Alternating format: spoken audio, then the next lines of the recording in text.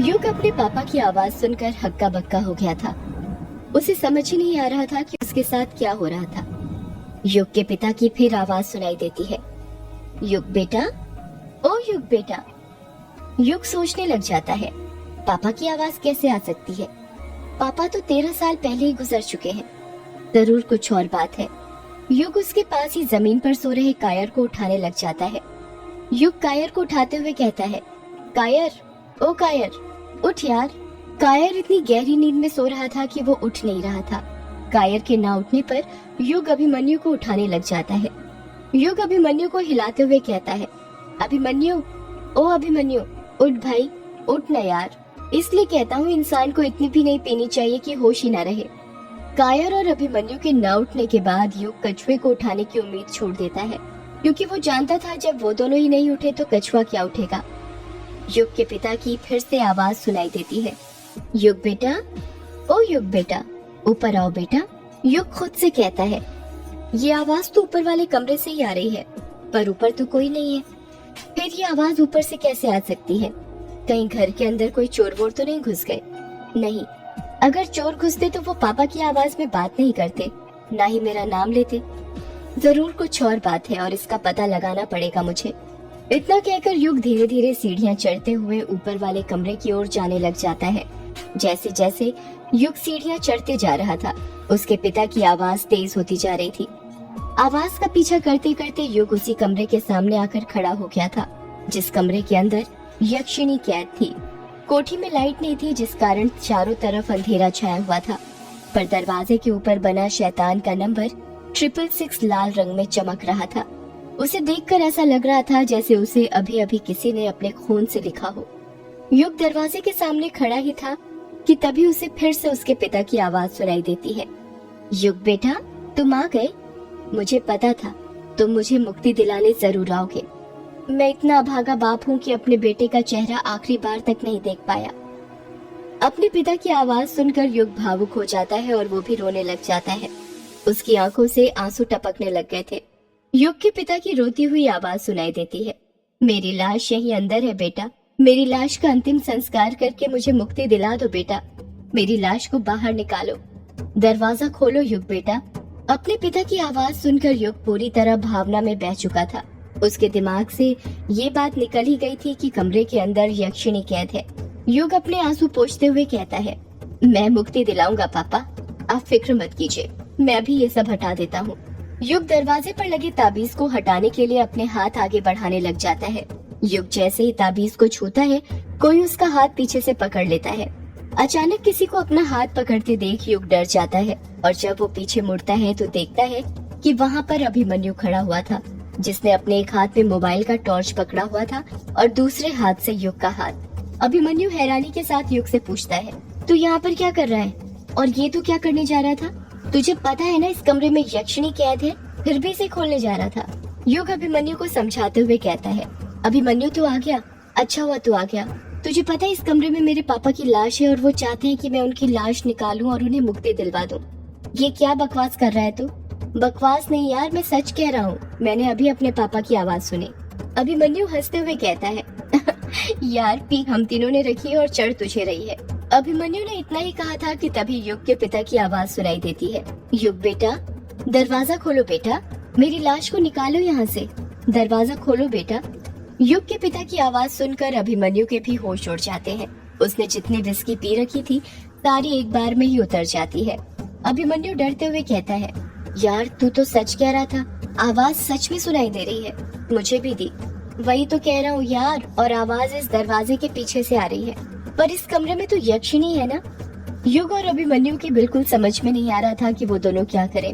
दोनों एक दूसरे की सूरत घूरते जा रहे थे। दोनों डर के मारे पसीने से लथपथ हो गए थे। फिर युग के पिता की आवाज सुनाई देती है, युग बेटा, दरवाजा खोलो बेटा। अपने पिता की आवाज सुनकर युग फिर भावुक हो जाता है और अभिमन्यु से कहता है, यार पापा आवाज दे रहे हैं, मुझे दरवाजा खोलना पड़ेगा, उनकी लाश को बाहर निकालना पड़ेगा और उन्हें मुक्ति दिलानी पड़ेगी। अभिमन्यु युग को समझाते हुए कहता है, नहीं युग, वो तेरे पापा की आवाज नहीं है। नहीं अभिमन्यु, वो मेरे पापा ही हैं। मैं अपने पापा की आवाज पहचान सकता हूँ। यार अब मैं तुझे कैसे समझाऊं? ये यक्षिणी की आवाज है जो तेरे पापा की आवाज निकाल रही है ताकि तू ये दरवाजा खोल दे और वो आजाद हो जाए। नहीं अभिमन्यु, ये यक्षिणी की नहीं मेरे पापा की आवाज है और वो चाहते हैं कि मैं उनकी लाश निकाल कर उनका अंतिम संस्कार करके उन्हें मुक्ति दिला दूं। युग, ये यक्षिणी की एक चाल है, समझ मेरी बात को। मैं तुझे बताता हूँ, आत्माएं ज्यादातर वही बात दोहराती हैं जो काम उन्हें अपने शिकार से करवाना होता है। और तूने एक बात नोटिस की, जब से तेरे पापा की आवाज आ रही है वो एक ही बात बार बार बोल रहे हैं और वो ये है कि युग बेटा दरवाजा खोल, युग बेटा दरवाजा खोलो, क्योंकि वो तेरे पापा की नहीं यक्षिणी की आवाज है। वो चाहती है तू दरवाजा खोले और वो बाहर निकले। नहीं अभिमन्यु, वो यक्षिणी की नहीं मेरे पापा की आवाज है। वो चाहते हैं मैं दरवाजा खोलकर उनकी लाश बाहर निकालूं। फिर युग के पिता की आवाज सुनाई देती है, युग बेटा दरवाजा खोलो बेटा। युग के पिता की इतनी ही आवाज सुनाई दी थी कि फिर अंदर से कोई दरवाजा ठोकने लग जाता है। कोई अंदर से जोरों से दरवाजा ठोक रहा था। दरवाजा हिलता हुआ देखकर अभिमन्यु डर जाता है और डरते हुए कहता है, देख युग, यहाँ पर रुकना ठीक नहीं है। मैंने पहले ही कहा था कि जहाँ पर आत्माएं होती हैं वहाँ पर नॉनवेज नहीं खाना चाहिए, वरना उनकी उत्तेजना बढ़ जाती है। ये सब उसी का असर है। हमें यहाँ पर और नहीं रुकना चाहिए। चल मेरे साथ नीचे चल। अभिमन्यु लगातार कुछ न कुछ बोले जा रहा था पर युग पर उसकी बातों का जरा भी असर नहीं हो रहा था। युग अपने पिता की आवाज सुनकर इतना भावुक हो गया था कि वो भूल गया था कि क्या सही है और क्या गलत। युग के कानों में बार बार उसके पिता की आवाजें गूंज रही थी, युग बेटा दरवाजा खोलो, युग बेटा दरवाजा खोलो। युग दरवाजे पर लटक रहे ताले को अपने हाथ में पकड़ता है और उस पर बंधे अलग अलग धर्म के ताबीज और लाल रंग के कपड़े हटाने लग जाता है। अभिमन्यु युग को रोकते हुए कहता है, ये तू क्या कर रहा है युग, रुक जा, ऐसा मत कर वरना तू सोच भी नहीं सकता क्या हो जाएगा। अभिमन्यु के समझाने पर भी युग नहीं समझता और वो सारे ताबीज दरवाजे से निकाल कर फेंक देता है। अभिमन्यु हकलाते हुए कहता है, ये तूने क्या किया युग, तुझे जरा भी अंदाजा है अब क्या अनर्थ होगा। युग ने ताबीज तो निकाल दिए थे पर उसकी समझ में नहीं आ रहा था कि वो ताला कैसे तोड़े। ताला तोड़ने के लिए युग अपने आसपास कुछ ढूंढने लग जाता है जिससे वो ताला तोड़ सके। अभिमन्यु फिर युग को समझाते हुए कहता है, रुक जा युग, अभी भी वक्त है, दरवाजा खोलने की जिद छोड़ दे, ये सब ठीक नहीं है। ये तू क्या ढूंढ रहा है, तू मेरी बात क्यों नहीं सुन रहा है, मैं कुछ कह रहा हूँ तुझसे। युग अभिमन्यु की बात पर कुछ ध्यान नहीं दे रहा था। ऐसा लग रहा था जैसे वहाँ पर अभिमन्यु हो ही ना, सिर्फ युग अकेला हो। युग को फर्श पर ही एक हथौड़ा पड़ा मिल जाता है। वो उसे उठाकर दरवाजे के पास जाने लग जाता है। युग को दरवाजे के पास जाता देखकर अभिमन्यु समझ जाता है कि वो हथौड़े से ताला तोड़ने जा रहा है, इसलिए अभिमन्यु उससे पहले ही दरवाजे के सामने जाकर खड़ा हो जाता है और युग को रोकते हुए कहता है, नहीं युग, मैं तुझे दरवाजा नहीं खोलने दूंगा चाहे कुछ भी हो जाए। युग गुस्से से कहता है, देख अभिमन्यु, मेरे सामने से हट जा वरना मुझे भी नहीं पता आज मेरे हाथों से क्या हो जाएगा। मुझे दरवाजा खोलने दे, समझा। नहीं युग, मैं तुझे ये दरवाजा नहीं खोलने दूंगा। यदि दरवाजा खुल गया तो यक्षिणी बाहर आ जाएगी और यदि एक बार यक्षिणी बाहर आ गई तो फिर सब बर्बाद हो जाएगा। गांव में फिर से मर्दों के शिकार होने शुरू हो जाएंगे। युग अभिमन्यु को हथौड़ा दिखाते हुए कहता है, देख अभिमन्यु, मैं आखिरी बार बोल रहा हूँ, हट जा मेरे सामने से वरना। अभिमन्यु भी गुस्से से कहता है, वरना क्या युग, ये हथौड़ा तू मुझ पर मारेगा?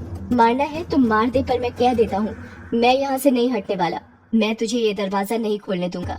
युग जानता था अभिमन्यु बचपन से ही बहुत जिद्दी है और वो दरवाजे के सामने से नहीं हटने वाला, इसलिए वो अभिमन्यु को दरवाजे के सामने से हटाने की दूसरी तरकीब सोचने लग जाता है और कहता है, अभिमन्यु, उस दिन जब तू मुझे काला झाड़ी जंगल में मिला था तो तू अपने इलेक्ट्रोमैग्नेटिक फील्ड मीटर से भूत को खोज रहा था ना? अभिमन्यु हैरानी के साथ कहता है, हाँ, तो तू ये सब बातें अभी क्यों कर रहा है? युग प्यार से अभिमन्यु को समझाते हुए कहता है, तो यार, भूत पकड़ने का इससे अच्छा मौका और कहाँ मिलेगा। देख, तुझे भी पता है और मुझे भी कि अंदर कुछ न कुछ तो है और तू एक पैरानॉर्मल एक्टिविटी एक्सपर्ट है। अगर तू ही डरने लग गया तो कैसे चलेगा? जरा सोच कर देख, अगर मैंने ये दरवाजा खोल भी दिया तो और कुछ हुआ भी तो तू उसे पकड़ सकता है ना? आखिर तू एक सर्टिफाइड पैरानॉर्मल एक्टिविटी एक्सपर्ट है। युग, मैं ना भूतों को खोजता पकड़ता हूँ, यक्षिणी को नहीं, समझा? ये भूत और यक्षिणी में बहुत फर्क होता है। यक्षिणी दूसरे लोग से आई है, उसे काबू में करना मेरे बस की बात नहीं है। युग गुस्सा करते हुए कहता है, एक बात बता दो, सच में पैरानॉर्मल एक्टिविटी एक्सपर्ट है ना? कहीं झूठ मूठ की डींगे तो नहीं हाँकता? मुझे तो लगता है कि तुझे वो पैरानॉर्मल सोसाइटी वालों ने धक्का मारकर निकाल दिया होगा तेरे इस डर के कारण, तभी तो तू यहाँ पर आया है, डरपोक कहीं का। अगर ऐसे ही चलता रहा तो तू जिंदगी में कभी आगे नहीं बढ़ पाएगा। देखियो, तुझे जो बोलना है बोल, पर मैं तुझे दरवाजा नहीं खोलने दूंगा। तो चुपचाप हथौड़ा मुझे दे दे, वरना मैं नीचे जाकर कायर और कछुए को भी उठा दूंगा। और फिर वो दोनों तेरी इस हरकत के लिए तुझे कभी माफ नहीं करेंगे, ना ही तेरे स्टार्टअप में तेरी कोई मदद करेंगे। युग समझ जाता है कि अभिमन्यु उसकी बातों में नहीं फंसने वाला, इसलिए वो हथौड़ा अभिमन्यु के हाथों में दे देता है। हथौड़ा हाथ में पकड़ते ही अभिमन्यु के कानों में युग की कड़वी बातें गूंजने लग जाती हैं। तुझे भगा दिया गया होगा, पैरानॉर्मल सोसाइटी वालों ने धक्के मारकर निकाल दिया गया होगा, तू जिंदगी में कभी आगे नहीं बढ़ पाएगा। अचानक से अभिमन्यु के हाथ पैर गुस्से के कारण फूलने लग जाते हैं। उसके हाथों की नसें दिखने लग गई थी। गुस्से के कारण उसका चेहरा लाल हो गया था। पता नहीं अभिमन्यु के मन में क्या आता है। अगले ही पल वो अपनी पूरी जान से हथौड़े से ताले के ऊपर वार कर देता है और ताला खट से टूट जाता है।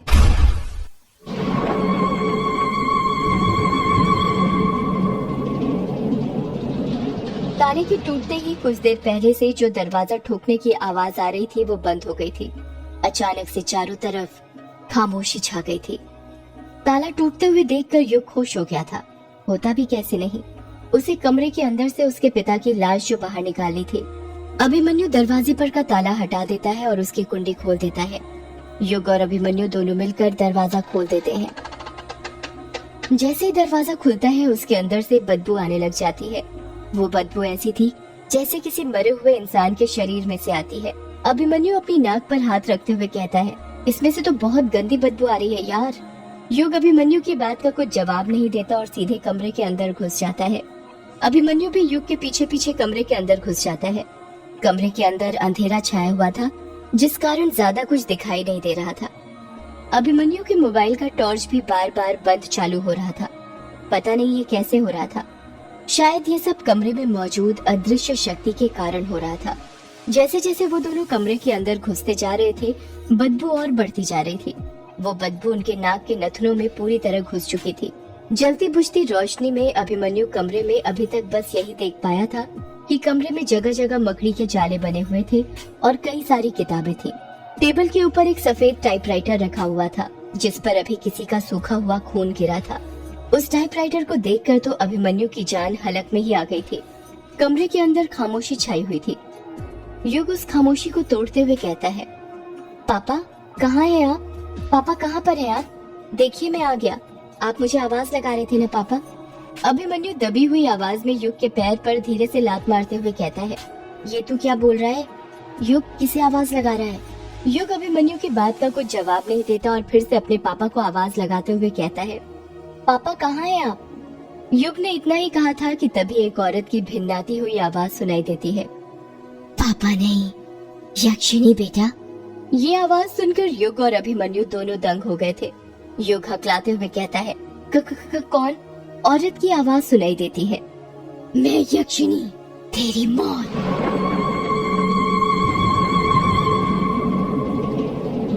इतना सुनते ही अभिमन्यु फटाक से युग का हाथ पकड़ते हुए कहता है, युग भाग यहाँ से वरना दोनों मारे जाएंगे। युग और अभिमन्यु दोनों दरवाजे की ओर भागने लग जाते हैं। औरत की आवाज सुनाई देती है, रुको, कहाँ जा रहे हो? रुको। युग और अभिमन्यु जितनी तेजी से कमरे से बाहर निकल सकते थे निकल जाते हैं। बाहर निकलते ही दोनों सबसे पहले फटाक से दरवाजा वापस से लगा देते हैं। दरवाजे की कुंडी लगाने के बाद दोनों दरवाजे के ही नीचे बैठकर लंबी लंबी सांस लेने लग जाते हैं। अभिमन्यु हाँफते हुए कहता है, यार युग, क्या तूने भी अंदर वही आवाजें सुनी जो मैंने सुनी? युग भी हाँफते हुए कहता है, हाँ अभिमन्यु, किसी औरत की आवाज थी। तो सच कह रहा था, वो मेरे पापा की आवाज नहीं थी। सॉरी यार, अनजाने में मुझसे गलती हो गई, मुझे माफ कर दे। गलती तो मुझसे भी हुई है। आखिर भूत पकड़ने के चक्कर में ताला तो मैंने ही तोड़ा था ना। मैं ही तो थॉर बन रहा था। क्या वो यक्षिणी इस कमरे से बाहर निकल गई? तूने उसे बाहर निकलते हुए देखा? यार कुछ कह नहीं सकते, आत्माएं अदृश्य होती हैं। उनकी जिसे मर्जी होती है वही उन्हें देख पाते हैं। या फिर कोई तरीका नहीं है पता करने का कि यक्षिणी इस कमरे से बाहर निकली या नहीं? एक तरीका है। क्या?